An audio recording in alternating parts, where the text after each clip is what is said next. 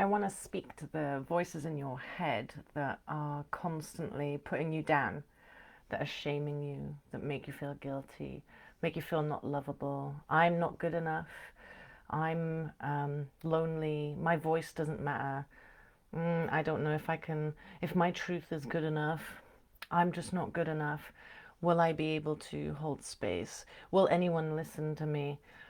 Um, I'm too this, too that, too much everything. No one will want to work with me. This visibility stuff runs so deep, and those voices that you're hearing in your head are not necessarily your own and definitely not true. And I really, from working with these groups in the Visibility Gateway, but also like many of my clients, there are layers upon layers of human tragedies.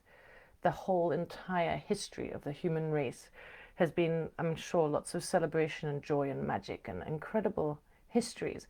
But there's been so many tragedies, so much unsafety, so many civilizations have risen and fallen, so much knowledge has been acquired and lost or taken away.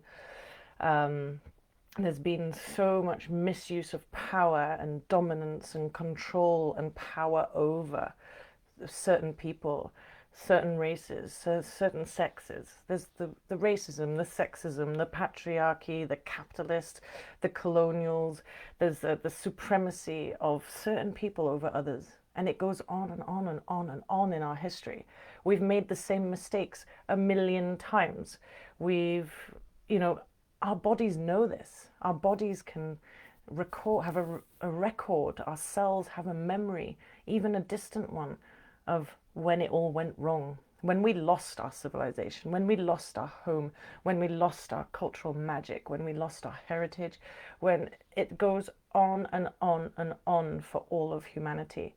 And it's built up a kind of pattern of energy in our systems, like a holding of a trauma or a memory that went on at some point in our history. The body remembers and the body knows. Our museums tell us, but the museums don't even show us everything. It's gone on way longer than that.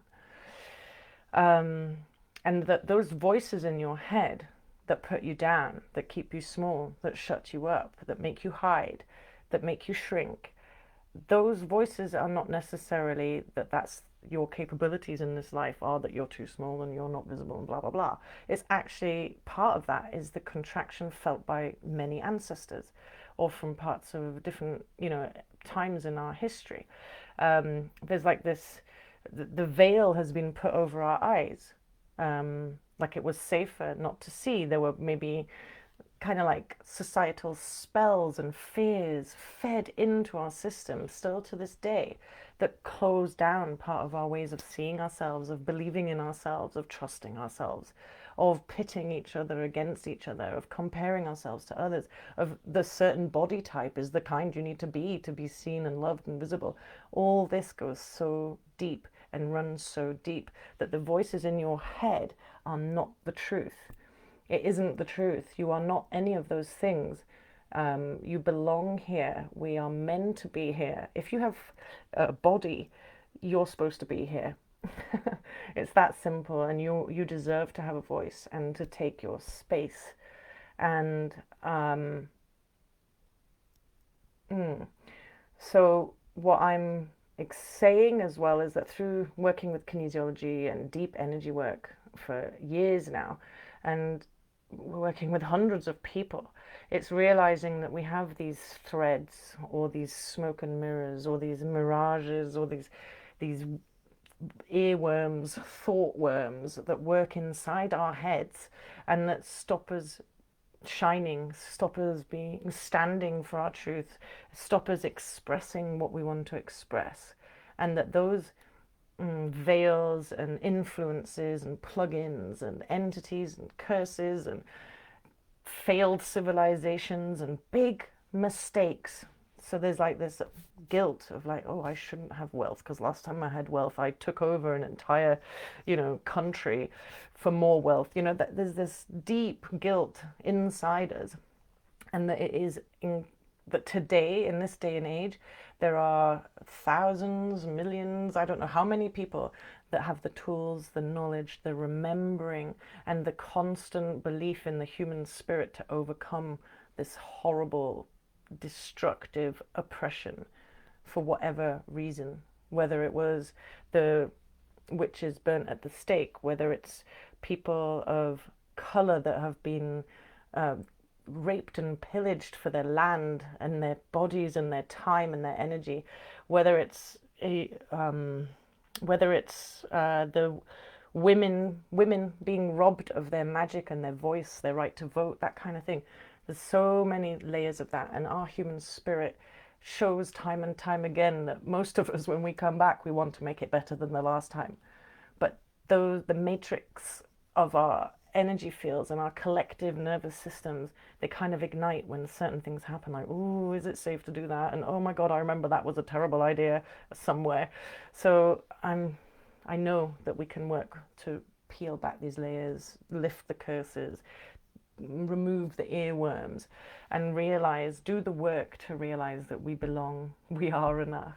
Your voice matters, your action matters, your contribution matters. We need it, all of us doing this right now, not next lifetime. The mistakes have been made a million times, and the spirit of humanity wants to make it better a million times, and it's just going to keep going, and I don't know for how long. But I think hopefully we're getting better at it, hopefully, as time goes on. But there's something going on here that is the bit I want to really get to right now, is that power and control in our recent history that we have records of, is that power and control was very much inflicted on the physical body. If you believe this, I'll burn you. If this happens, I'll shackle you. If you're a criminal, we'll send you across the world. If you're a criminal of any kind of belief, then we'll hang you, or drawn, quartered. It's physical punishment, corporal punishment. The fear of death means we'll keep you in line. Punishment, death, physical, like inflicted physically, is going to cause the behavior to change and for you to fall in line and to behave in a certain way. But over our history, that policing has become internalized. So we police ourselves now. We police our thoughts. We police our behaviors. We lock ourselves in our houses through just the talk of fears. And so the fact that there's surveillance cameras everywhere, that makes you behave. You don't need to be threatened with corporal punishment. You just need to be that you might get caught out and seen, and that there's some sort of threat, like jail or fines and that kind of thing. But we police ourselves. We all behave really well, and we do it to ourselves. This is the right way to behave. This is the right way to speak. This is the right way to be. But where do those beliefs come from as well? So what I'm proposing, apart from finding someone that can help you really lift and move out of those kind of energies and false beliefs, is to not allow the voices of oppression into our inner space, into our minds, into our bodies. Your body is your temple. Your mind is your temple. This is your owned space. Your energy is your own.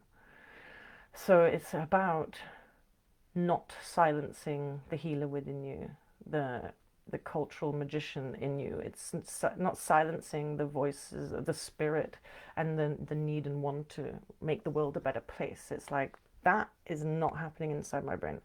I'm not going to let myself body shame myself because of something I saw outside, that it's like, I am not going to internalize as the voice of oppression, that this place, this here, is sacred. And anything that's putting me down and stopping me from being true to myself, speaking my truth, it is no place in here. Because then the oppression is won. If it's living inside you without being drummed inside, then that's a place you can regain a sense of power, a sense of belonging, a sense of truth, a sense of magic inside yourself.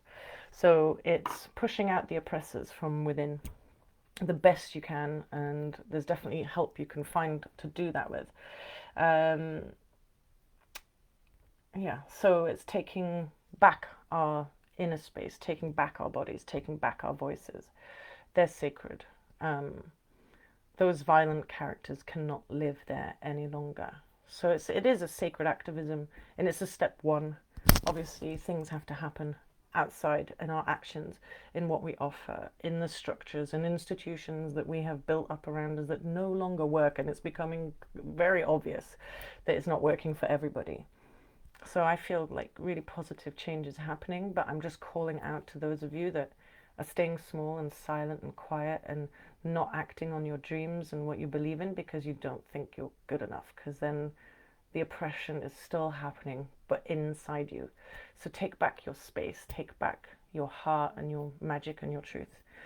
Um, so a lot of this, I'm getting passionate right now is because I'm running the Visibility Gateway, the second round. There's two groups, and there's people from Australia to uh, Pittsburgh and Michigan and Utah and Cyprus and Barcelona and England and Finland. So it's like amazing and exciting. And I'm going to do round 3 on August the 18th. It's a 5-week program, and it's called the Visibility Gateway because you're going from a place of not being okay with being visible to being visible with your work, your truth, your mission. It's a mixture of energy work, very powerful kinesiology energy work, lifting and finding all of the things that have created disconnection within ourselves or disconnected the alignment of our truth and spirit and mission and expression and connecting to others. It's about engaging your audience, knowing who your audience is. It's a mixture of like magical marketing, money blocks. It's challenging you to make videos within the group so that you build the muscle of seeing yourself on camera, speaking your truth in a natural and comfortable manner. So it's sort of it's like multi-layered mixture of business magic and powerful support in really lifting each other up to shine brightly and to get our messages out there. So it's been incredible. The feedback's incredible, and just even we're in week 2 right now, and you can already see a huge difference from when we started. Incredible people. It's for healers, coaches, entrepreneurs that have a message and are really struggling to get past those really multi-layered, deep blocks to visibility that are not necessarily the voices in your head or that you're not good enough. There is ancient, historical, collective, ancestral, and much deeper than that. So if you're interested, please, you can sign up. I'll put a link in the comments, but you just go to withsarahj.com/transform dash visibility, transform visibility. If you go just to With Sarah J, you end up with my aura transformation website, which is great, but you have to put in transform dash visibility to get to the visibility stuff. Yeah, I look forward to hearing from you. Stay safe and happy and keep shining brightly. Love you.